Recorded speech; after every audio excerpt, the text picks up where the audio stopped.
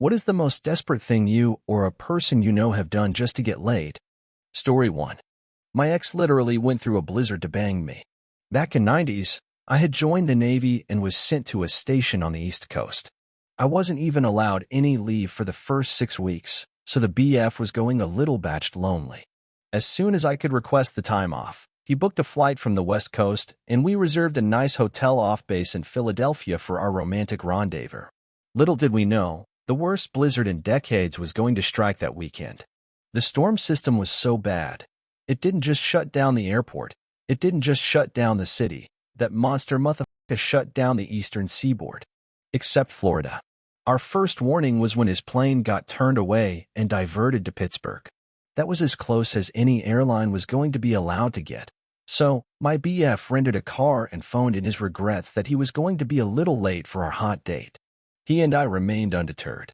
Meanwhile, I had to figure out how to get off base and to the hotel downtown. I didn't have a car and the buses and taxis weren't running due to inclement weather. While I was envisioning trudging 5 miles through the blinding snow to the Love Shack, I heard a strange voice in the enlisted quarters lobby. Everybody else had left for the weekend, so who was that? When one of my wondering eyes did appear. The pizza delivery guy outfitted in snow gear. I whipped out a $20 and begged him, "Pizza man, please, with your snow chains so tight, won't you drive me to my date tonight?" He graciously accepted, and so it was a merry sex mas to all, and to all a good night. Story 2. I knew a few people who were orbiters, and it was really hard to watch. Some highlights. Guy who after leaving classes would go to another university, wait for a girl to finish her classes, take buses and trains and escort her back to her house and then return home on the complete other side of town. This guy burned 4 to 5 hours of his evening nearly every day for this. Did not get laid. Guy who became super close friends with a bunch of girls in an attempt to get laid. He was part of my friend group, and this became really annoying as he'd keep bringing them unannounced whenever we went out and would change his entire schedule around to accommodate them. Very sneaky guy. These girls saw him as a friend, and he'd subtly trash-talk their boyfriends or romantic interests hoping they'd suddenly see him for the catch he was. Never happened. One of them even slept with another friend from our group and gave him a fungal infection. Another he tried to kiss while drunk and she declined, and she left on the same night to get laid with a guy she was obsessed with who did not much care for her. It was funny seeing this dude fall on his face and have really trashy dudes picked over him. Girl I was going out with had a fair amount of orbiters. I'd keep telling her they were orbiters, but she'd say they were just friends. Her father passed from cancer, and a guy who had pretended to be her friend for a solid 3 years saw this as an opportunity to make a move seeing as how she was vulnerable. Did not get laid. Story 3. Rides to high school. I was one of the kids who got their permit early and had a car. I live in a rural area.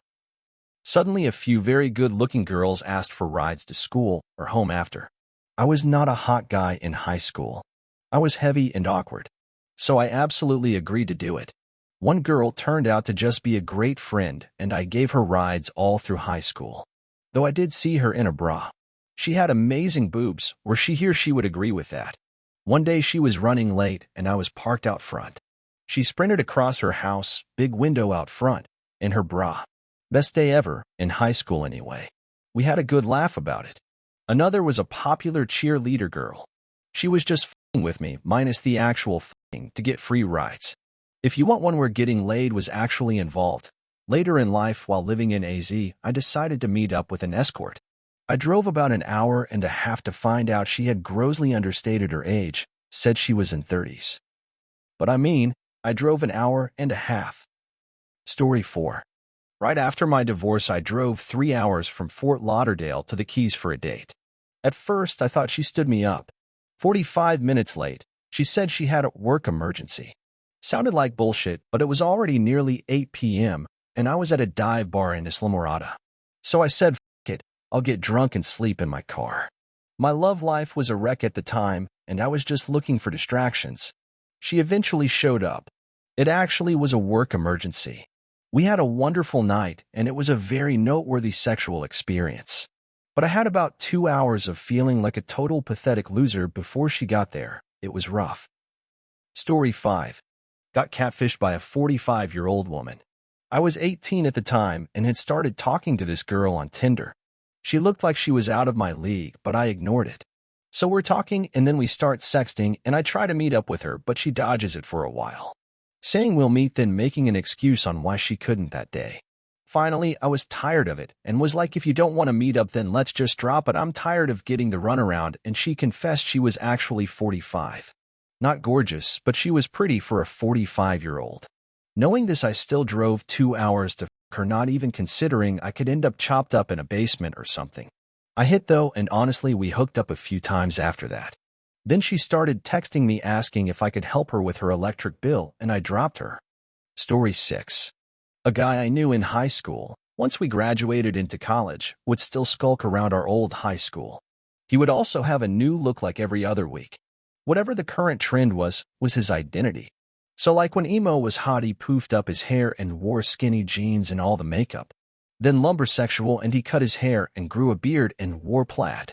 Whatever trending piercing or hairstyle or clothes, etc. was going on in high school, he adopted it and pretended it was him. Anyway, he finally banged some 16-year-old when he was in his 20s, and that's when we found out about the hanging around the high school stuff, and everyone who still talked to him at that point finally abandoned him. He used to work at the bar across the street from my house, so I'd see him unfortunately a lot in the neighborhood. I was at that bar one day and didn't see him, so not sure why, but asked where he was. Bartender said that afternoon when he started, he walked up to her and asked her out. She said no. So he literally moved 2 feet over to the next bartender and asked her out, who said no. And spent the next maybe 10 minutes asking out every single waitress/bartender/whoever in the joint, all clearly within earshot of each other. Got rejected by all of them understandably, and then quit. Her and I told some pretty good douchebag stories about him over the next hour or so. His nickname, after all, was Chris. That ruins everything. Story 7. Back in high school, my buddy Ed had a thing for a very pretty girl, Lisa. Lisa was out of our league. We were burnouts. She was a prep. Her daddy bought her a mint 1971 Mach-E Mustang, dark blue. Ed was determined to get this girl. Leaving school one day, he bumped into her Mustang with his shitty Chevy Vega. Lisa was angry, but Ed was a skilled car guy. He told her he would pay for all repairs and perform them himself. She reluctantly agreed. He spent the next week at her house, fixing her car, and being apologetic and buddy-buddy with her dad. They got the car fixed up to perfection. Ed worked his best, shucks, during this time and actually won her over. They dated for several months, right through graduation, and even moved in together after school. One day, Ed told me he broke up with her and moved out. She was no good in bed. She just laid there like a log. I started feeling like I was doing something bad to her that she didn't like. So that's it. This was a life lesson for me. I'm glad Ed was the one who had to teach it to me. Story 8. Not me, but a girl I met on Tinder. I was visiting my mom in her city, got on Tinder, and for some reason matched with a girl from a super small town 150 miles away. I set my Tinder to 10 miles max. Maybe it's because she's a friend of a good friend's wife. She was super hot. We talked a lot about sex, so she got in her car and came to my city. I thought we would get a cheap motel or something, but when she arrived, she had already booked a room in one of the best hotels in the city. Personally, I don't think we clicked very well. We went to have sex, and after about 5 minutes, I just felt like I didn't want it anymore. I tried to force it to enjoy it, to no avail. I stopped, and it got that awkward situation. I just left, and we never talked again. This was about 2 years ago, and I still kind of feel bad about it. But I have to say, she gave me an amazing BJ. Story 9. I knew a guy who flew across the Atlantic to surprise the girl he was sort of seeing in college when she studied abroad in France because he couldn't get her out of his mind. She was so creeped out by it that she refused to let him into her flat, and he used up all his money to get there. So he had to basically go be homeless at the airport for 2 weeks. He learned nothing. A couple years later, he decided to drive 12 hours from school to a different girl's family's house in Louisiana to surprise her for Christmas. She let him in for the night, but promptly sent him back the next day. This was before social media / everything online, so no one was totally sure how he got both their addresses. When I met him, he was on year 7 of his undergrad degree that he never even earned, attempting to date another freshman with low self-esteem. Story 10. Pretended to be mute. I lost my voice, so I really couldn't talk. and my friends invited me out to a bar with them that night. I just sat and enjoyed the conversation with them, but ended up heading to the bar by myself one time. I grabbed a napkin and pen and wrote down my order for the bartender, and this cute girl saw me do it and asked me if I could talk. I shook my head no, and she said, "Oh, are you mute?" Seeing my opportunity, one just shook my head yes, but pointed to my ears and then to her to show her I could hear her just fine. It was the easiest conversation I had because she just kept asking yes or no questions, and I wrote down short answers on napkins for her. After about an hour, she asked if I wanted to leave, and I shook my head yes, and we headed out to grab a cab. We went back to her place, and within 5 minutes we were naked on her bed. I had to keep in the back of my mind that I can't say any words, but I could grunt, which she found very sexy in the moment. Ended up staying the night and leaving in the morning. My voice came back 2 days later, never heard from her again. Story 11. In college, my best friend and I lived with another girl. While I look back on our behavior then as a middle-aged adult and cringe a little, it's more than fair to say that she enjoyed the flirtation and the attention she was getting from the two of us, whereas the adult version of me would never risk putting a woman roommate in that position today. But it's also more than fair to say she was equally attracted to the two of us, but she knew if she hooked up with either one of us, it was going to be a massive risk to what was otherwise a really fun dynamic. Just before she went on holiday, she flirtatiously told the two of us that if she came back and found the place clean, she'd have a special reward for whomever was responsible.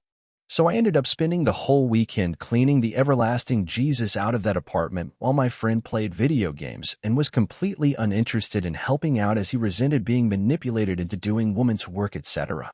I still insist about 75% of the mess was from him anyway, but I knew a semi-promise when I heard one. She meant what she said. Terrible timing. I wasn't home when she got home and wasn't back for another day and a half. I later found out my best friend took 100% credit for the cleaning and had even destroyed the note I left. They ended up having nonstop, constant monkey sex for the next month while I sat eating my heart out and playing my emo music too loud.